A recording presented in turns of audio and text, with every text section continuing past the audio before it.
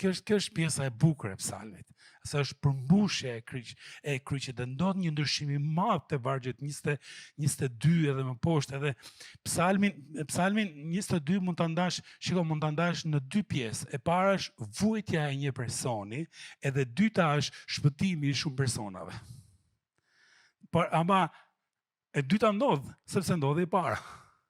Vujtja ai pa u shpëtuan gjithë të tjerët më vonë. Hajde lexojmë disa vargje. 19 deri 22. Po ti o Zot, mos u largo, ti që je forca ime, nxitot më ndihmosh.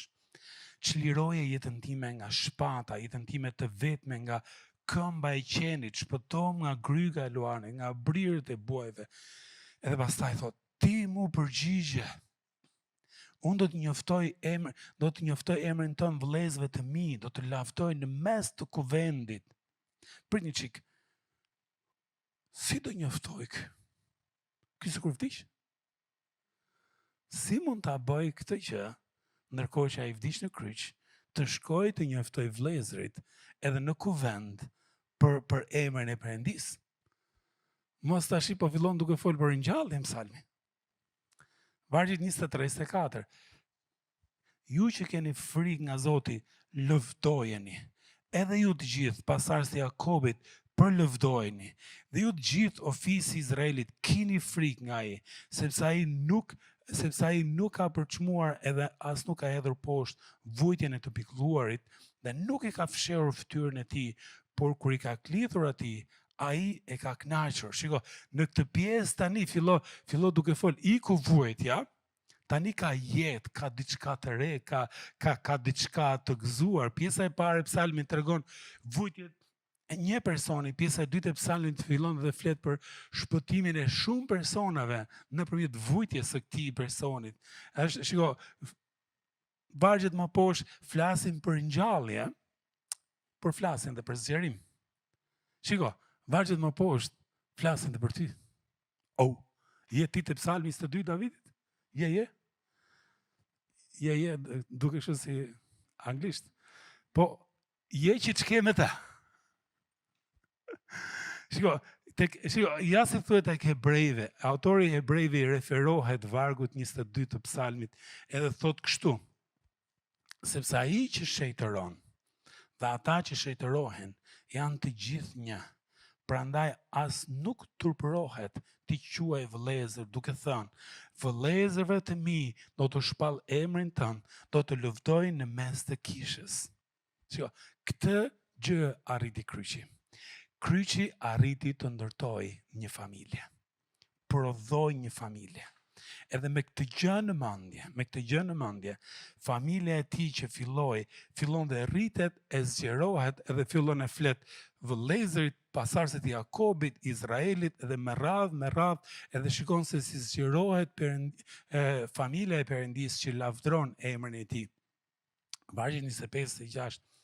Shkaku i lëvdimit tim në kuvendin e madh i tij. Unë do t'i plotësoj zotimet e mia në prani të gjithë atyre që kanë frikë nga ti.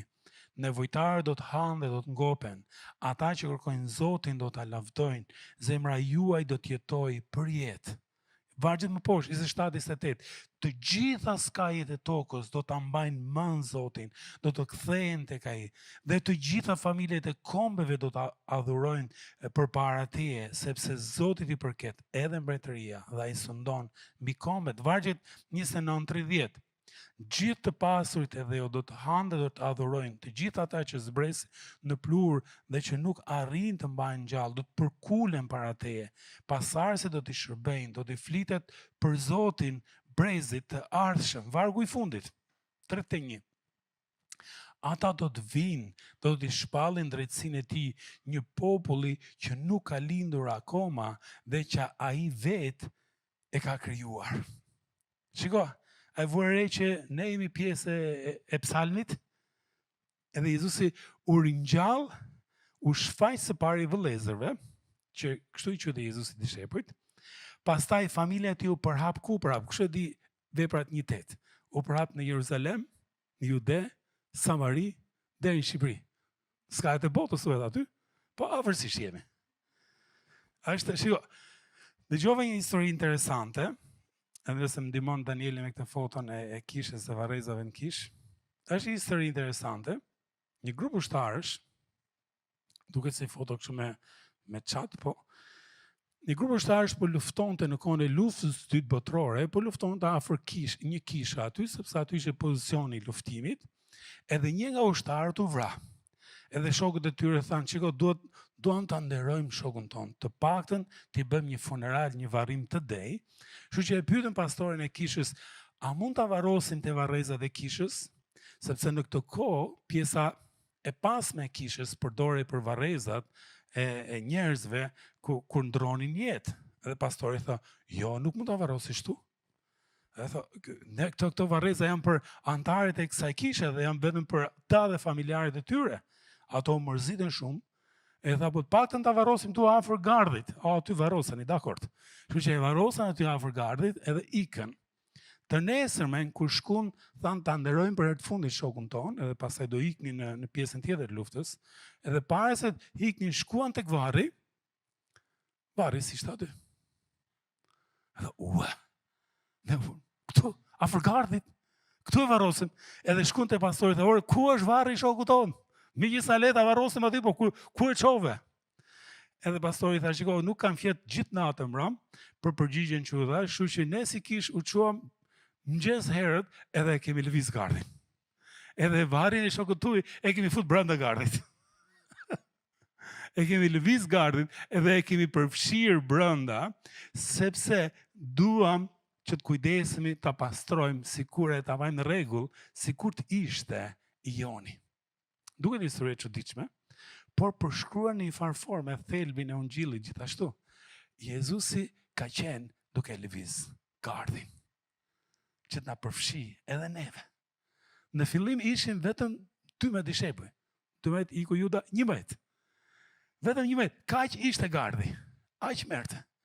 Por pastaj u shty gardhi në Jeruzalem, u shty në Jude, në Samari, deri në skajet e botës, deri në Shqipëri, edhe madje njerëz që akoma nuk kanë lidhur, kanë vënë në familjen e Perëndisë. Kujtohet ky vargu i çuditshëm kur e lidh me kryqin, Hebrejve 12:2, duke i drejtuar syt. Nëse më ndihmon, Hebrejve 12:2 thotë kështu, duke i drejtuar syt te Jezusi, kreu dhe plotsoi si i besimit, i cili pjesa e çuditshme. Për gëzimin që ishte përpara, duroi kryqin duke përçmuar fyren dhe ulën të djathtë në Perëndisë.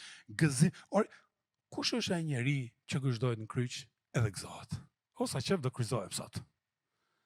S'ka logjik. Ai kishte një gëzim të madh edhe e duroi kryqin për çmimin fyren. E di pse? E di kush ishte gëzimi i tij. E di çfarë priste ai me gëzim. E di çfarë gëzimi i tij. Gëzimi i tij e ti. Gëzimi i tij është secili prej nesh. Është sepse ai e dinte që një ditë ti do vije në njohjen e tij, në njohjen e shpëtimtarit, edhe ai do e zgjeronte gardhin që të përfshinte edhe juve këtu, edhe juve këtu, edhe juve të mbrapa atje, Danieli mbrapa, edhe gjithë secilin prej nesh, edhe ka vend akoma dhe për tjerë. Edhe është kjo është shumë e veçantë. Vargu i fundit, ta lexojmë edhe herë vargun e fundit. Ata do të vinë, do të shpallin drejtsinë e tij një populli që nuk ka lindur akoma dhe që ai vetë e ka krijuar. Fjala e fundit, ai vetë e ka krijuar, në fakt ka dhe kuptimin e ka krijuar deri në përfundim. E ka krijuar derisa e plotsoi. Shiko, fjala më saktë do ishte ai vetë e ka kryer.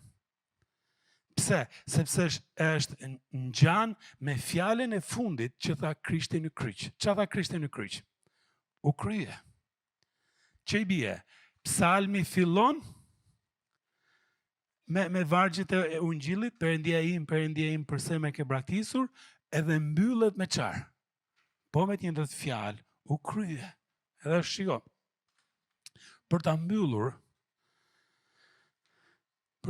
do doja të bënim diçka ndryshe.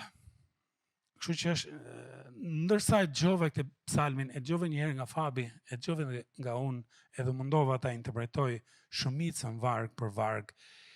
Pyetja është, cila nga ato vargje e përshkruan më mirë gjendjen tënde? Çfarë është një gjë që ti po kalon, edhe ai vargu atje, filan varg, e përshkruante më mirë, më fuqishëm gjendjen që ti je? Sepse duam shumë që seria e vargjeve të zbuloj qarë. Si je ti brënda në shpirt? Qa është një gjë që po të razohet aty dhe nuk është në rregull. Prandaj është që ndoshta dikush mund ndjehet si psalmisti, sikur Perëndia të ka braktisur, të ka harruar, por teologjikisht nuk mund të ndodh. Nuk mund të ndodh që Perëndia të na harrojë. Shiko, sipas shkrimit, Perëndia mund na lejoj të projektojmë heshtje, ai nuk na flet, edhe ke shumë raste në Bibël personave që Perëndia nuk ju foli për disa kohë, edhe pastaj ju dha një fjalë edhe një shpjegim.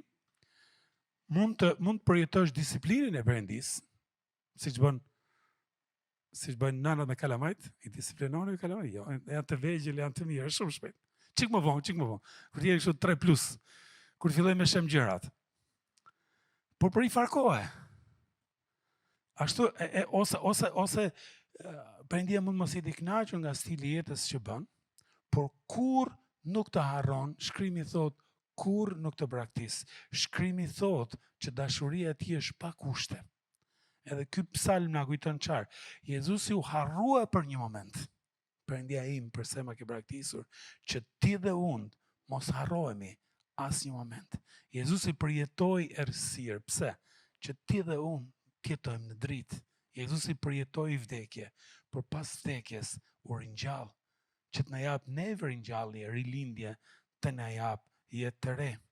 Prandaj pyetja personale është, a kishte një varg të psalmi që përshkruan gjendjen e brendshme tënde, gjërat që ti po kalon? Edhe e mira do ishte sikur problemet largoheshin në moment, por më mira e di çfarë do ishte, po e mbyll me këtë vargun. Psalmi 73 thot, por sa për mua, e di çfarë është e mira, të afrohem Perëndisë. Edhe uroj shumë që ky psalm, ky moment, të afroj ty një çik më afër Perëndisë.